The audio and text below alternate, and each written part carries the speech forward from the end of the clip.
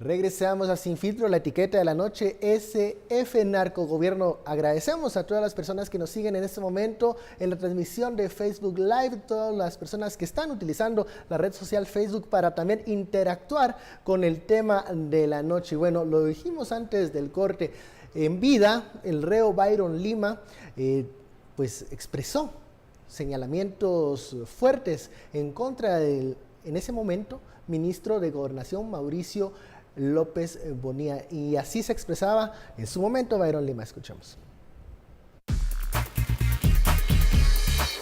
Eso va a salir a luz pública porque el narcotraficante y el lavador de dinero es Mauricio López Bonilla. El desleal con esto, que fue la misma escuela politécnica que nos parió, es él, porque él es de tendencia comunista. Él es un líder estudiantil de izquierda infiltrado entre el ejército de Guatemala. Ese asesino de la operación Xibalbá, ese don Damián, que es su seudónimo de guerra, que se recuerde que él mismo tenía reuniones en el salón de mi mujer. No, que no se vengan a hacer los chiquitos, ¿ya? Porque en todas las cárceles hay teléfonos públicos, hay teléfonos de un negocio que hizo López Bonilla, donde después de que los presos teníamos a 50 centavos el minuto, nos lo fue a poner a 2 quetzales, un contrato millonario que hicieron en todas las cárceles. Y el Partido Patriota, cuidado, porque hay mucha gente que está vinculada, que son diputados del Parlacén, que son diputados del Congreso de la República, y muchos fiscales que son tumbadores, que se saben de las artimañas y de los juzgados de ejecución de trances con tal de asesinar reos. ¿A quién admira? Al general Otto Pérez Molina, por honrado, pero no con una estructura de... disculpen la palabra, que es esa estructura de Mauricio López Bonilla, ladrón asqueroso, y que me meta en la cárcel de máxima seguridad porque caebil, y 15 años de estar preso siendo inocente con pruebas del FBI, y me voy a aguantar. La situación es que él debe responder ante la justicia guatemalteca por las indicaciones y por las imputaciones que se le hacen. Yo no tengo nada que probar. Las declaraciones del reo Byron Lima, que en vida dio esas declaraciones fuertes en contra del entonces ministro de Gobernación, y también la contraparte de Mauricio López, que decía: yo no tengo por qué responder a las acusaciones de un reo. Las cosas cambian luego de conocerse esta información de la acusación que se presenta en las cortes norteamericanas. Bueno, pero hay una palabra que se repite mucho, es lo del tumbe. Estuardo, para explicar qué es el tumbe y cómo esto muchas veces funciona para agilizar operaciones de narcotráfico, pero dar la apariencia de que se está luchando en contra de los carteles de la droga. Bueno, tumbe es básicamente hecho por las autoridades. Las autoridades saben... Es hecho por autoridades. Es hecho por las autoridades. Segundo, las autoridades saben que va a pasar un cargamento, sea de droga o sea de dinero. Prefieren siempre tumbe de dinero, porque la droga todavía la tienen que comerciar. Recuerdo estos tumbes y todos los audios del tumbe aquí en la zona 18, a propósito, ¿verdad? Y una vez en un tumbe donde tumbaron la droga, no el dinero, faltaban 120 kilos de cocaína, y todo el audio de 15 minutos es el jefe de la policía exigiéndole al transportador de la cocaína los 120 kilos de cocaína. Estos audios son públicos, están disponibles.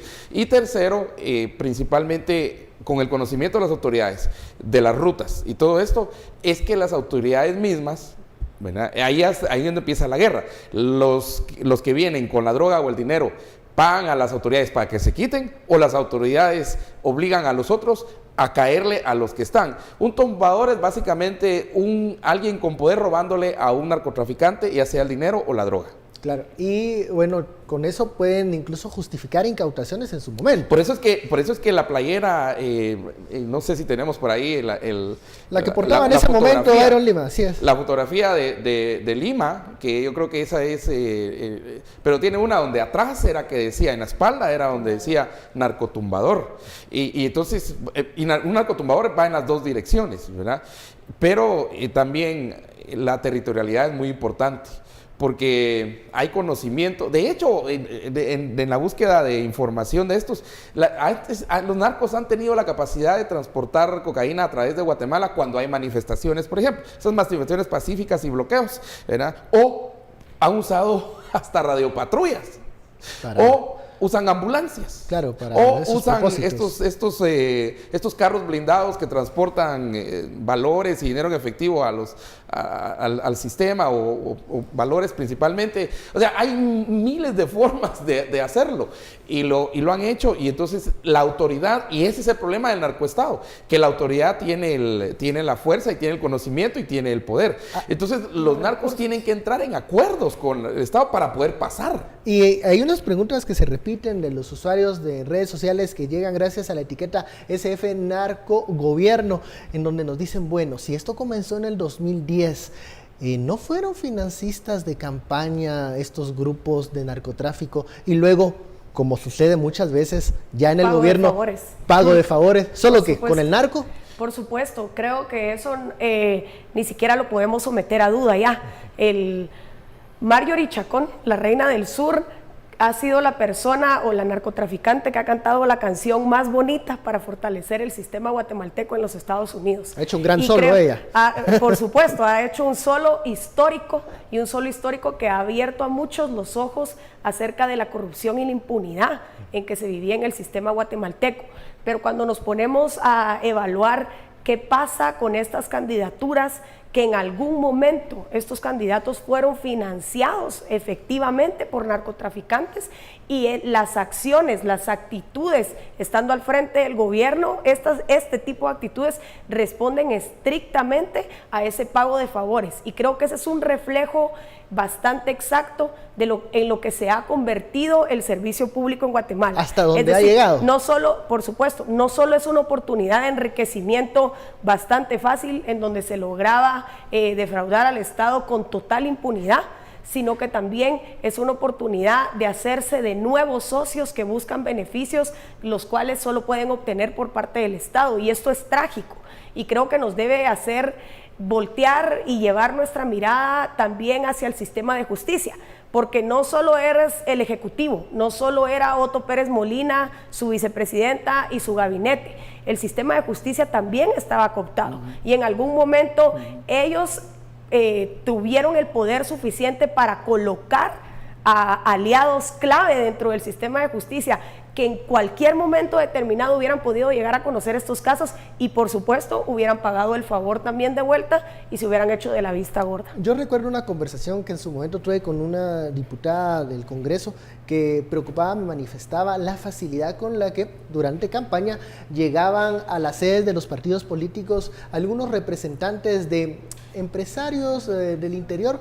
Ellos decían agricultores que a cambio de contar con algún favor político o poder tener una cercanía con el candidato en mención, pues ofrecían un financiamiento generoso. Así es. Cuando se le preguntaba, me comentaba esta diputada, ¿de dónde salía el dinero? Ellos decían, es de la exportación de la papa americana.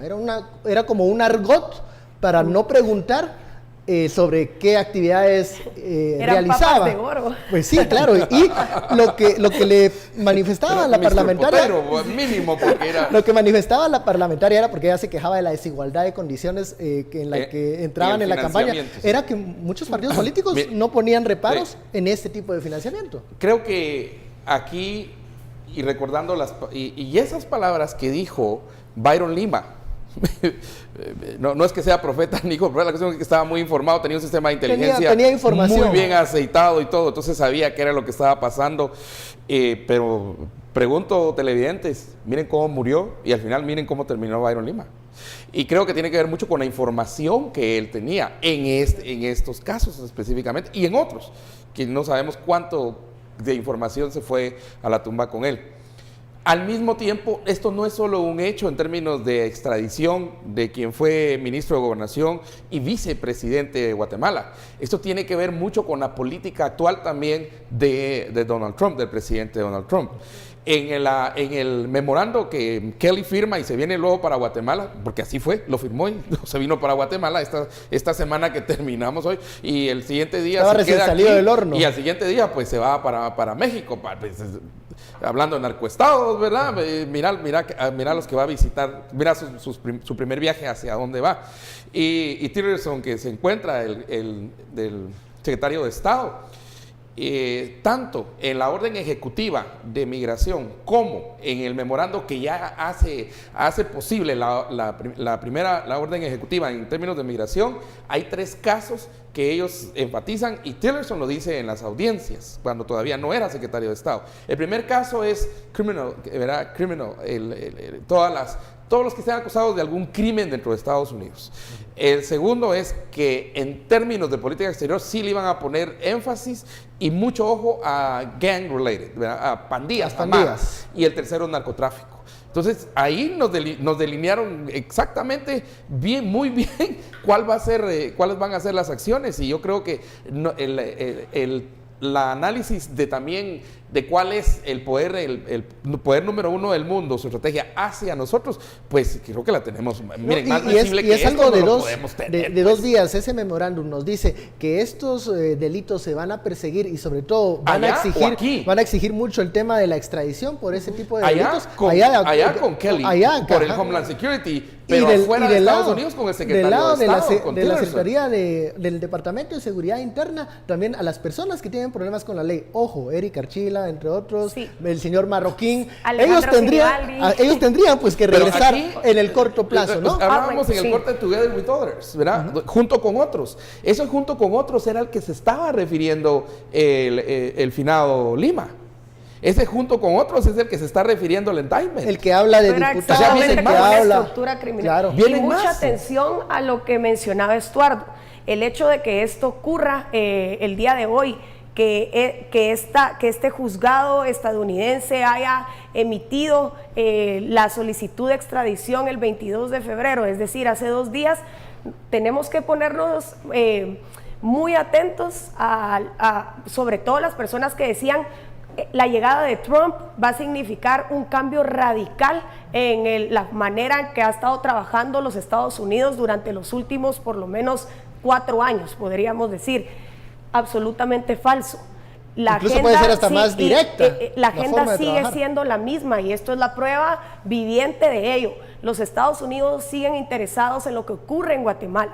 Donald Trump, el Partido Republicano, no está modificando lo que ya se había pactado en el Plan Alianza para la Prosperidad. Los puntos establecidos en este mismo plan, que no solo hablan de combate al narcotráfico, a la corrupción, militares que hayan cometido delitos de lesa humanidad, continúan vigentes, y yo me atrevería a decir que esta agenda seguirá siendo la misma durante todo el gobierno de Donald Trump. Incluso hasta más rígida, porque el pensamiento... o sea que sí varió, pero para hacerla más rígida y más rápida. Porque un republicano tiene muy clara la postura cuando se refiere a un país donde el gobierno ha sido cooptado por estructuras criminales. Y es que Guatemala en este sentido es una amenaza. Claro, porque está en la posición geopolítica que hace que este lugar sea un punto frágil para Estados Unidos. Sí, estaba en manos de un narcogobierno. Atenta contra la seguridad. Sí, cosa que la preocupación en realidad en términos del norte no es necesariamente narcotraficantes.